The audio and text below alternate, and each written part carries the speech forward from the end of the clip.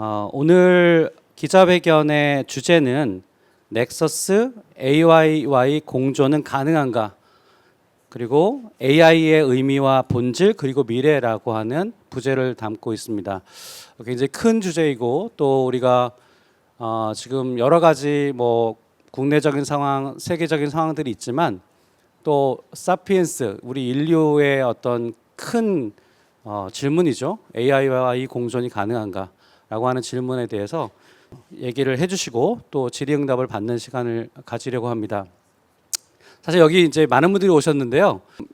한국의 정치적인 상황뿐만 아니라 전 세계적으로 또 지금 굉장히 혼란이 많이 있죠. 정치적 양극화도 있고 그리고 민주주의 위기 문제도 있고 이제 그런 가운데 이 넥서스라는 책이 또 굉장히 그 질문에 대해서 답을 하고 있는 뭔가 또 통찰을 주고 있는 책이라고 저희는 생각합니다. 본격적으로 들어가기 앞서서 유발 하라리 작가님의 이 넥서스를 왜 쓰게 되셨는지 또 거기에 주요한 내용들은 무엇인지 어떤 말씀을 또 하고 싶으신지에 대한 간단한 톡을 좀 듣고 간단한 말씀을 듣고 그리고 또 질문 이어가도록 하겠습니다. 그래서 중간중간에 또 저도 그 흐름에 맞게 저 나름대로 질문도 하고 또 여러분의 질문에 이렇게 연결시켜서 말씀도 나누도록 하겠습니다. 우리 유발 하라리 작가님의 넥서스에 대한 메시지 이런 것들을 좀 전달하는 시간을 갖도록 하겠습니다. 예, 유발 하라리 교수님 따뜻하게 또 한번 박수로 환영해 주십시오. I hope you can hear me. And first of all, it's a pleasure and honor to be here again. I've been in Korea twice before. I planned to come earlier, but first there was COVID, then there was the crisis in my own country, first the attempt to destroy the democratic system in Israel, then the war with Hamas and Hezbollah, so it took me some time to come again. 예, 지금 제가 이게 한국에 이전에 2번을 왔었습니다. 제가 그리고 또 오고 싶었는데 올 수가 없었어요. 첫 번째는 이제 그 코로나 때문에 못 왔고, 두 번째는 제 조국 이스라엘에서 2번의 큰 위기가 있었습니다. 한 번은 이스라엘의 민주주의의 파괴가 있을 수 있는 그런 큰 위기가 있었고, 두 번째는 그 다음에 그 하마스와의 전쟁, 이것 때문에 제가 더 빨리 오지를 못했습니다. And it also took me quite a long time to write this book, Nexus, more than 5 years of research and writing. And it's difficult to summarize the book briefly. So I will say only 2 things, one about AI, one about human beings. 예. 제가 이 책을 또 쓰는데 5년이 걸렸습니다. 그러니까 연구하고 그리고 이제 글 쓰고 하는데 아주 오래 걸린 책인데, 그래서 이렇게 짧게 이 책을 요약해라 이건 조금 힘들 것 같고, 그 대신 제가 2가지, 하나는 AI에 대해서, 하나는 인간이란 존재에 대해서 짧게 얘기하는 것으로 갈무리하겠습니다. The one important message about AI that I think everybody needs to know is that AI is not a tool. AI is an agent. 이 AI에 대해서 모두가 꼭 알아야 될 것이 있다. 하나를 꼽으라면 저는 AI는 우리의 도구가 아니다. AI는 행위 주체자다라는 겁니다. All previous technological inventions of humanity, whether a stone knife, whether the printing press, whether the atom bomb, they were tools. In our hands, we decided what to do with them. You can decide to use a knife to cut salad or to murder somebody.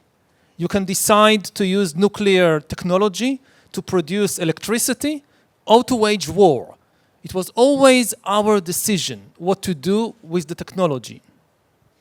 지금까지 인간이 만든 모든 기술적 발명품은 석기 시대의 그 돌로 만든 칼부터 인쇄기, 원자폭탄까지 전부 다 우리 도구였고 우리 손에 달려 있었어요. 우리가 그걸 갖고 뭘 할지 결정할 수 있었습니다. 그 칼을 가지고 우리가 샐러드를 자를 건지 사람을 죽일 건지, 그 원자력의 힘을 가지고 전기를 생산할 건지 아니면 전쟁에 쓸 건지는 전적으로 우리의 결정에 달려 있었습니다. AI is different. It is something that can make decisions by itself and can invent new ideas by itself. An AI weapon can decide by itself who to bomb and AI can even invent completely new weapons by itself. 그러나 AI는 스스로 결정을 합니다. 또 새로운 생각도 만들어내고 발명을 해내요. 우리가 AI 무기를 만든다. 그럼 이 무기로 누구를 폭격할 것인가? AI가 결정할 수가 있습니다. 그것을 넘어서서 AI는 스스로 완전히 우리가 생각지도 못한 새로운 무기를 만들어내는 결정을 할 수도 있다라는 겁니다. Therefore, the invention of AI is a completely different revolution than any previous technological revolution. Anybody who thinks we can control AI the same way we controlled previous tools doesn't understand what AI means. 그렇기 때문에 AI의 발명이라고 하는 것은 이전의 어떤 기술, 과학 혁명과도 다르다는 겁니다. 그렇기 때문에 만약에 우리가 이제까지 만들어왔던 그런 기술들, 발명품들 그렇게 컨트롤했듯이 AI도 컨트롤할 수 있어라고 생각을 한다면 AI에 대해서 전혀 이해를 못하고 있는 것입니다. If you can predict what it will do, then it is not an AI. 그래서 만약에 AI가 이런 거를 할 거야라고 예측을 할 수 있다? 그럼 그건 AI가 아닙니다. So what will happen when we release millions of highly intelligent agents into the world that we cannot control and predict? This is the big challenge facing humanity. 그렇기 때문에 수백만의 고도의 지능을 갖춘 독립적 행위 주체자를 갑자기 세상에 풀어놓는다. 그런데 이 행위 주체자들은 우리가 컨트롤할 수도 없고 예측할 수도 없다. 이러면 어떻게 될까요? The second thing I wanted to say briefly is about humanity. And the message is that at the moment we need humans to cooperate more than in any previous time in history. We have a global crisis of trust between humans. Humans are losing trust in each other exactly when they need to cooperate to deal with AI. 두 번째, 인류에 대해서 짧게 말씀을 드리겠습니다. 인류 역사상 어느 때보다도 우리가 서로 협동을 해야 되는 이때 전 세계적으로 인간은 서로에 대한 신뢰를 지금 빠르게 상실하고 있습니다. 어느 때보다도 우리가 이 AI라는 문제를 다루기 위해서 협력을 해야 하는 바로 이때의 말씀이죠. At the heart of the AI revolution, there is a paradox of trust. 이 AI 혁명의 가장 그 중심에는 신뢰의 역설이 존재합니다. When I travel around the world and I visited US and Europe and Japan and from Korea I'll proceed to China, I talk with the people who lead the AI revolution, the entrepreneurs, the scientists, the politicians, and I ask them two questions. 제가 세계를 지금 많이 지금 돌아다니고 있습니다. 미국, 일본, 유럽, 한국 그리고 또 중국도 갈 건데요. 여기서 이 AI 그 흐름을 이제 선도하는 그런 많은 분들, 그러니까 사업가들, 과학자들, 정치가들 이렇게 많이 만납니다. 그러면 제가 이 질문을 합니다. The first question I ask is, why are you moving so fast? And they always reply, we understand that it is very risky and that we should move more slowly and carefully in the development of AI. But we cannot trust our human competitors. If we move more slowly, if we invest more in safety, if we have these regulations on AI, and our human competitors don't do the same, they will win the race. We will be left behind, they will win the race, and they will rule the world. Because we cannot trust the other humans, we must move faster and faster. 첫 번째 질문은 제가 왜 이렇게 빨리 서둘러 갑니까? 꼭 이래야 합니까? 라는 질문을 합니다. 그럼 꼭 다 다 늘 이렇게 대답을 해요. 아, 저희도 알아요. 그 위험한 거 알고 이거보다는 좀 더 천천히, 좀 더 신중하게 조심해서 가야 되는 건 아는데 다른 인간 경쟁자들을 신뢰를 못 하겠어요. 우리가 좀 더 천천히 가고 안전에도 투자를 하고 규제도 마련해 가면서 하게 되면은 그런데 다른 우리와 경쟁하는 다른 인간들이 이 지금 AI 경쟁, 이 IA 경주 이기지 않겠습니까? 그래서 우리가 뒤처지게 되고 그들이 이기게 되면 그들이 세계를 통치해 버릴 거예요. 그렇기 때문에 저희가 다른 인간들한테 지지 않기 위해서 점점 더 속도를 내고 있습니다. Then I ask the second question. Do you think you could trust the super intelligent AIs that you're developing? And the same people who just told me they can't trust the other humans now tell me, yes, we think we can trust the AIs. 그리고 제가 하는 두 번째 질문은 이겁니다. 지금 이런 초지능적 존재인 AI, 이 AI를 믿을 수 있겠습니까? 신뢰할 수 있겠습니까? 이 질문을 하면은요. 지금 방금까지 다른 인간들은 못 믿겠다고 한 그분들이 네, 그럼요. AI 믿을 수 있습니다. 이렇게 얘기를 해요. And this is the paradox of trust, that people who cannot trust their fellow humans nevertheless think they could trust this alien AI, this alien intelligence. 이게 바로 이 신뢰의 역설입니다. 같은 인간은 못 믿어요. 그런데 이 지극히 이질적인 이 에일리언 같은 지능을 갖춘 AI는 믿을 수 있다. 기꺼이 이렇게 얘기를 합니다. So I will end by saying that we need to reverse our priorities. We need to first solve the problem of trust between humans before we develop a super intelligent AI. If humans trust each other, we can together create and educate an AI that will be reliable. But if we don't trust each other, and AI is born out of competition and distrust and conflict, it will be disastrous for humanity. 그래서 우리가 지금 우선순위를 갖다가 바꿔야 합니다. 이게 뒤집혀야만 돼요. 일단 서로 인간이 신뢰할 수 있는 그 기반을 만들어야 합니다. 그래야 우리가 이 인간 신뢰에서부터 그걸 기반으로 해서 거기서부터 AI가 태어난다면 그리고 그런 신뢰를 통해서 우리가 AI를 학습시키고 교육시켜 나갈 수 있다면 그럼 그렇게 해서 태어난 AI 우리가 신뢰하고 의지할 수 있게 될 겁니다. 그런데 AI의 태생 자체가 이런 경쟁과 서로에 대한 불신과 갈등에서부터 태어난다면 저희는 그 AI도 신뢰할 수 없게 될 겁니다. 오케이. 예, 감사합니다. 여러분 이 넥서스 책을 다 요약하는 건 힘들지만 지금 두 가지 정말 하시고 싶은 메시지 두 가지를 말씀하신 것 같아요. 하나는 AI는 툴이 아니라 에이전트로 달아주고 있는데 이거 굉장히 큰 문제다. 두 번째는 이 인간을 사실 신뢰하지 못하고 오히려 AI를 신뢰하는 이 현상, 이 큰 문제고 그래서 인간에 대한 신뢰를 먼저 회복해야지만 이 문제를 해결할 수 있다 이렇게 말씀하신 것 같습니다.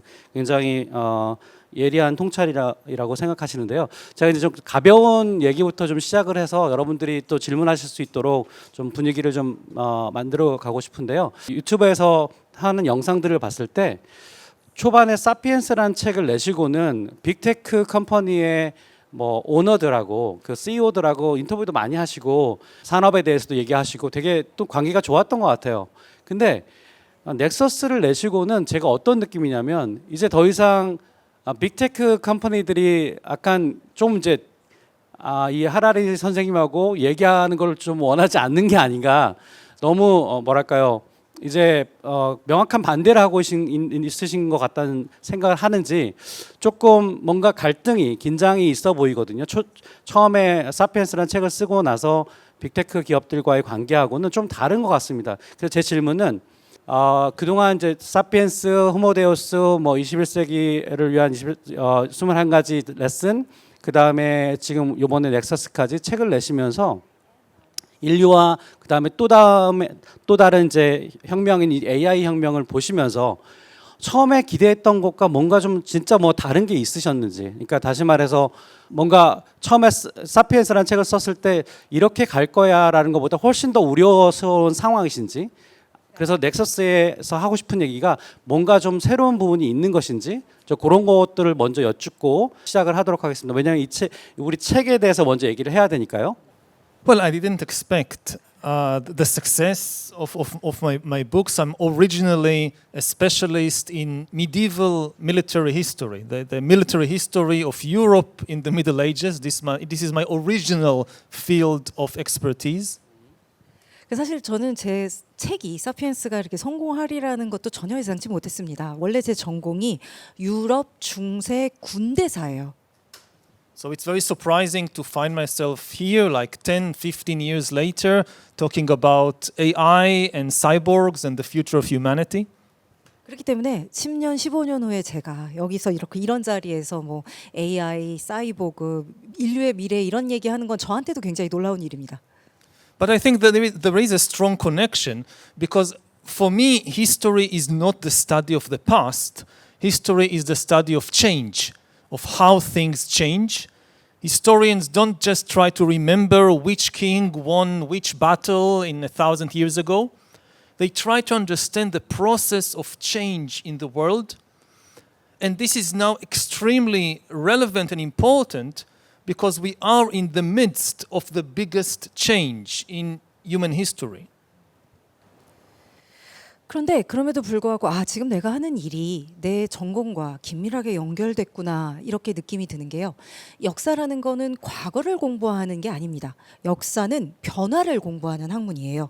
즉 역사라는 게 1000년 전에 어떤 왕이 어떤 전투를 이겼고 어떤 전쟁을 졌고 이게 아니라 인류 역사에 있어서 변화라는 건 어떤 과정을 거쳐서 일어나는가 이거를 연구하는 거거든요.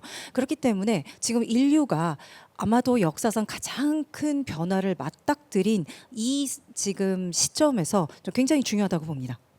And I think that, again, the people who lead the high-tech companies, for instance, they are still open to discussing with me, with other historians, with philosophers, because they are also afraid. I think they understand better than anybody else the immense power of the technology they are developing, and they are afraid. They are caught in this, again, this paradox of trust, this arms race situation. Many of them would like to slow down, but because of this feeling that I can't trust the other humans, they feel forced to move faster and faster.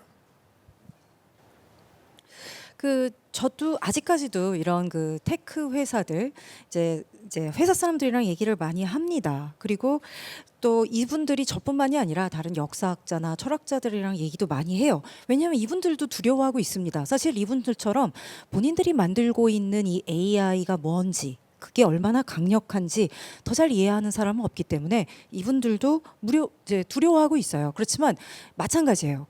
신뢰의 역설, 즉 이 경쟁에서 다른 나의 인간 경쟁자들이 어떻게 할지 믿을 수가 없기 때문에 그 두려움에 계속 더 빨리, 더 서둘러 이 지금 박차를 가하고 있는 겁니다.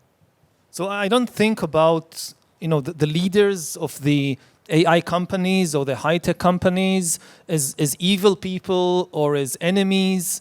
Again, the aim is how to learn to build trust between enough of them so that we can manage the AI revolution in a more responsible and safe way. 그래서 저는 AI 회사를 만든 사람들이 기업가들이 특별히 사악하다, 우리의 적이다 이렇게 생각하지 않습니다. 그렇기 때문에 저희가 지금 해야 할 일은 그걸 목표로 삼아야 할 일은 적어도 이들 사이에서 어떤 다는 아니더라도 충분한 숫자의 기업들이 여기에 대해 서로 신뢰를 갖다가 회복할 수 있게 돼서 좀 이 AI 혁명이라는 것을 좀 안전하고 책임감 있는 방식으로 가져갈 수 있도록 하는 것, 그 신뢰 회복이 가장 우선적인 목적이 되어야 된다고 생각을 합니다. 그러면 제가 요 질문만 조금 추가로 드리고 바로 여러분들한테 질문할 수 있는 기회들을 드리겠습니다. 빅 컴퍼니 중에서 정말 유바리 작가님하고 약간 얘기를 했을 때 정말 AI에 대한 진정한 우려와 어떤 진짜 제대로 어떻게 하면 더 발전시킬 수 있는 것인지 인류에 해를 가하지 않으면서 이런 얘기를 진지하게 하는 빅컴퍼니의 한 곳을 꼽으면 어디라고 얘기하실 수 있겠습니까? I don't want to give, as a professor, still I don't personal want to view. give kind of marks to the students in a kind of open way. But I would say that you don't even need to ask me. On record, you have many of the people who lead the AI revolution expressing very grave concerns. You have people like Sam Altman, people like Elon Musk, people, of course, scientists like Geoffrey Hinton, who won the Nobel Prize, saying publicly that this can lead to the extinction of humankind. 제가 이제 무슨 이제 교수가 돼서 학생한테 점수 매기듯 그렇게 공개적으로 하기는 좀 어려울 것 같은데요. 사실 저한테 물어보지 않으셔도 됩니다. 왜냐하면은 많은 분들이 이미 나오셔서 공식적으로 이렇게 그 우려를 갖다가 많이 표현을 하셨고 이게 다 기록에 남아 있어요. 그래서 뭐 이제 이 AI 선구 역할을 하시는 분들, 뭐 알트만이나 아니면 머스크나 또 노벨상을 받으신 분들이 공식적으로 이러다가 이 AI가 인류의 멸종으로 절멸로 이어질 수도 있다는 말씀을 무수히들 하셨습니다. I've heard some people say that, they are saying it just to create more interest in their industry and just to attract more investment and create more hype. But I think that this is really ridiculous. 어떤 분들 중에서 괜히 그런 얘기하는 거지 오히려 그러면 사람들한테 더 관심 받고 투자 받고 더 오히려 이제 얘기를 막 시끄럽게 불러일으킬 수 있으니까 하는 거야. 근데 저는 그건 말도 안 되는 얘기라고 생각합니다. I think we need to take it seriously. You don't hear the managers of oil companies going public and saying oil could destroy humankind in order to raise their stocks. So when you have, again, people like Sam Altman, like Elon Musk, like the leading scientists saying openly, this can be a grave danger to the very survival of humanity, don't think about it as hype. They are really afraid. 그러니까 여러분 이제 정유회사 사장이 나와갖고 공개적으로 석유가 지금 지구의 환경을 위협하고 있다 이런 얘기하는 거 들어보신 적 있으십니까? 근데 아니면 주가를 올리기 위해서라도 나와서 그런 얘기하는 거 들어본 적 없으실 겁니다. 그렇기 때문에 그 뭐 이제 알트만이나 아니면은 머스크나 이런 분들이 나와서 공개적으로 공식적으로 이게 지금 인류의 생존 자체에 위협이 될 수도 있다 이런 얘기를 할 때는 본인들도 진짜 두려워서 하는 겁니다.